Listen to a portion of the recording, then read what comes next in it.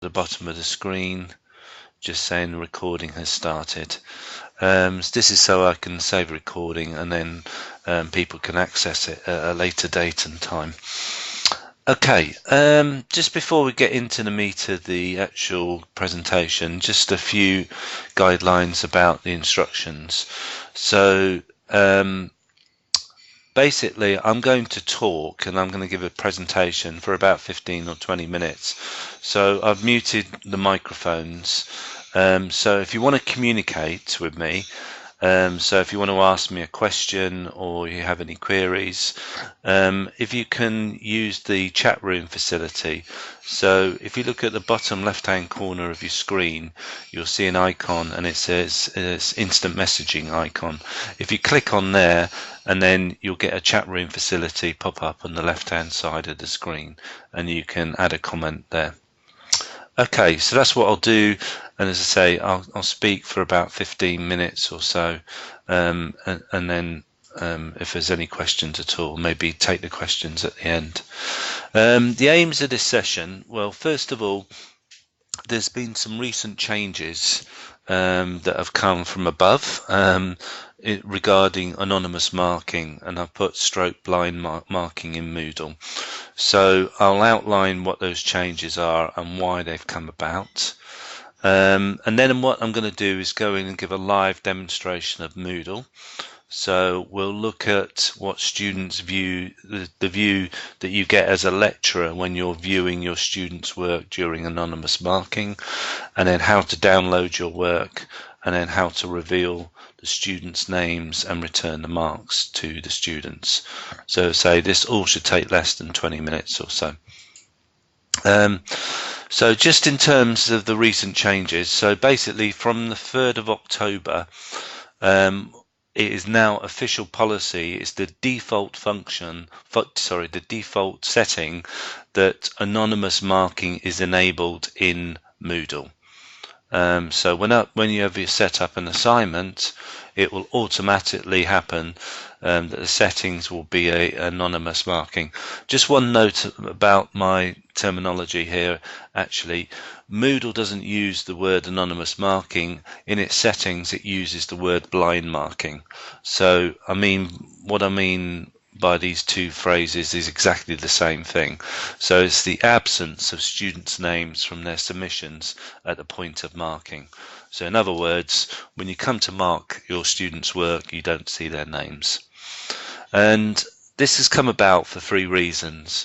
Firstly, it allows students to feel more comfortable about commenting on the quality of their courses when it comes to end-of-year assessments. This move has been fully supported and pushed for by the Students' Union here at South Bank, and perhaps the most important reason is that it provides safeguards against staff, against the perception, and I emphasize the word perception, that their marking processes may be biased.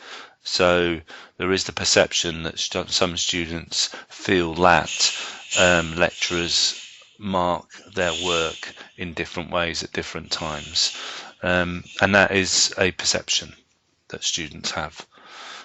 Whether it's true or not is another issue, but it's certainly a perception. Okay, so what I'm going to do now is just change the view of the screen. So I'm going to go into a live demo of Moodle. So if you just bear with me for a couple of seconds while I just change the view on the screen. So you should be able to see now in front of you, this is a typical module inside of Moodle. And what I've done is I've set up an assignment just so you can see what it looks like. So if I go to the section Assessment and Feedback, and this assignment here I've enabled, well actually it's enabled blind marking, or anonymous marking has been enabled on this assignment. So first of all I'll show you where that appears. So if I turn the editing on, and I edit this assignment, so I go to Edit Settings, Most of you who've set up an assignment before will have seen these settings before, so I won't go through that. But if you scroll down 3/4 down the way of the page, you'll see a section and it says grade. So if I click on there, this is where I'm referring to.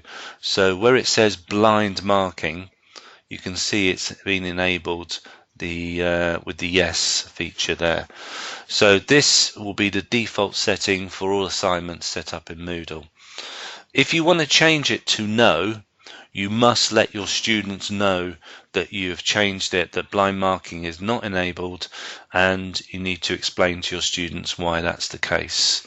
Okay, so it might not be appropriate in some cases, but you need to tell your students that blind marking has not been enabled. Okay, so let me just save and return back to the course. I'll switch editing off. Okay, so on the face of it, the actual assignment doesn't look any different from any other assignment. So in terms of actually viewing the students who have submitted their work, when you go into the assignment, sorry, I went a bit fast there. So if I go to the assignment as a lecturer, if you click on the assignment, you're given the option to view all submissions or to grade the work. I don't want to go straight to grading this time, so what I'm going to do is to view all submissions. And can you see what we've got here is a kind of student grade book of all the students who have submitted their work. In this particular module, there are only 2 students, and they've both submitted their assignments for grading. As you can see under the status column, we've got submitted for grading, and it's turned green in both these cases. What is important though, and this is what anonymous marking or blind marking means to you, no longer can we see the students' names. So it replaces their name with a heading called identifier.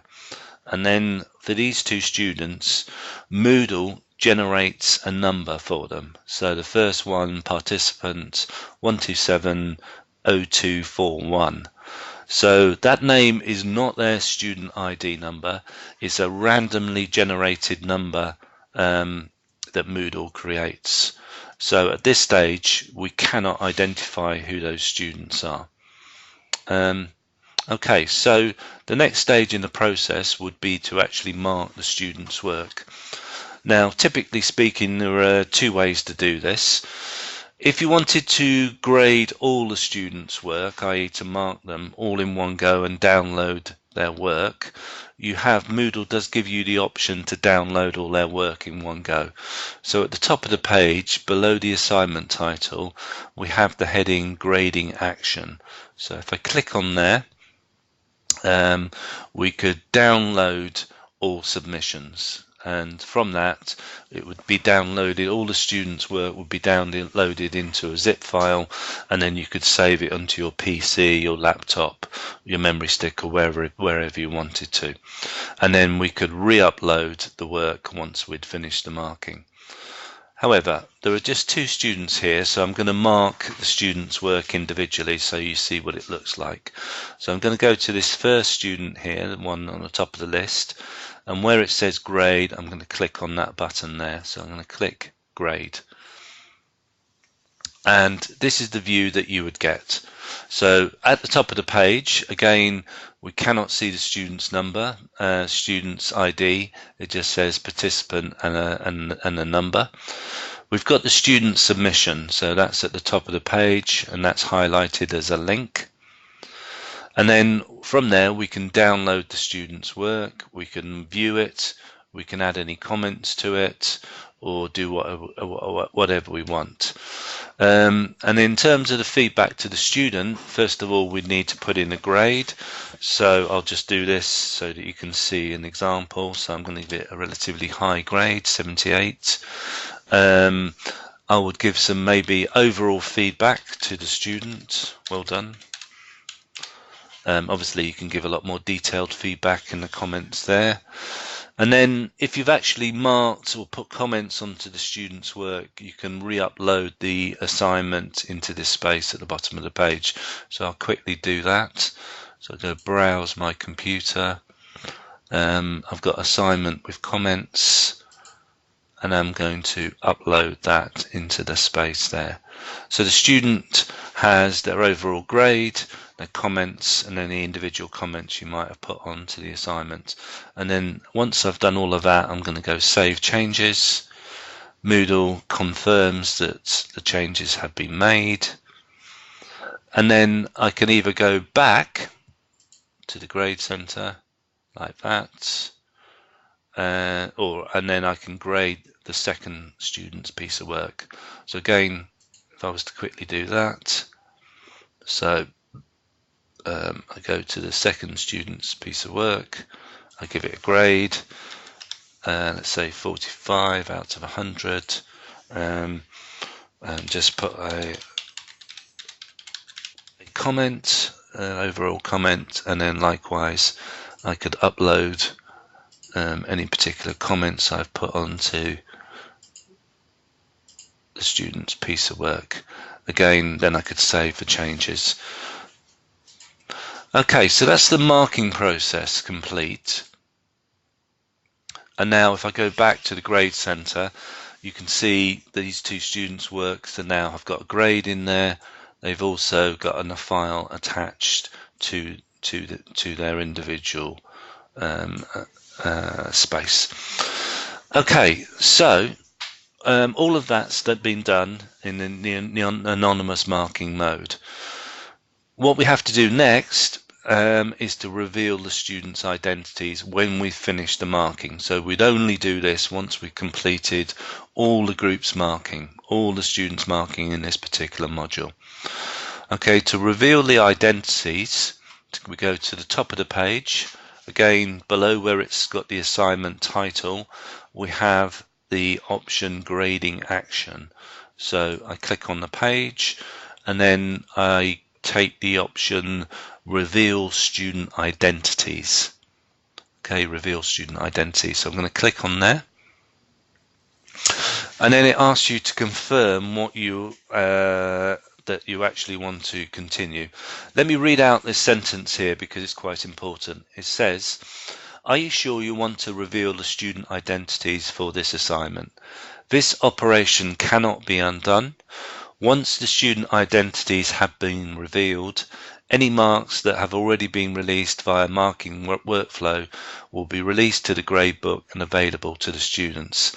So in other words, once you reveal the student identities, you cannot go back and then make the student identities anonymous again. Okay, so you have to be 100% certain this is what you want to do. If you are certain, then you just click the continue button.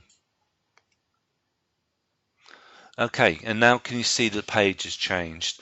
So the identifier column has disappeared and that's now been replaced with first name, surname. So I've actually got two students that we marked their piece of work. These are actually dummy students, so they're called Dale Sandpit Student 4, Dale Sandpit Student 1, but this is where you would actually see the names of your students being revealed. So if it was John Smith or Chris Rowell or what have you, you'd see the actual names there. Once you've completed that, you cannot go back and then make these identities anonymous. There's no going back. All right.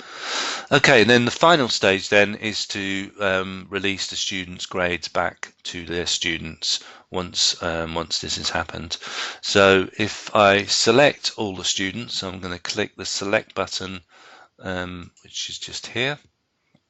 So I'm selecting both of these students, i.e. the whole class, and then just below where the students' names are, I will go to the down button and I'll go to select marking workflow state and then click go, and it's giving me confirmation of that. And then what I want to do is release all the grades back to the students. So on the down box where it says marking workflow state, I switch it to released and then click on Save Changes. Okay, so and then it gives you confirmation of that. So in the status column, just below where it says submitted for grading, you can see that the grades have been released to the students. Okay, so that's the whole process from, excuse me, just 1 second, from viewing the students' assignments, to marking them, to then identifying them in this anonymous marking mode, and then sending the grades back to the students. Okay, that's the end of the live demonstration.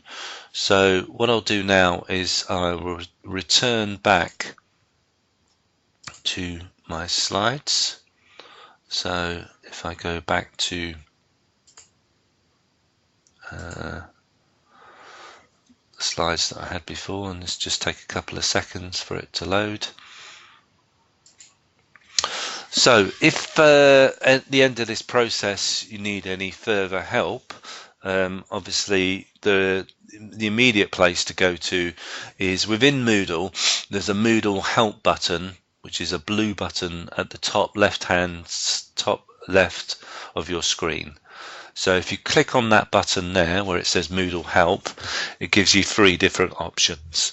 The first option is to have access to any online guides or videos, and we have guides on anonymous marking in that section there.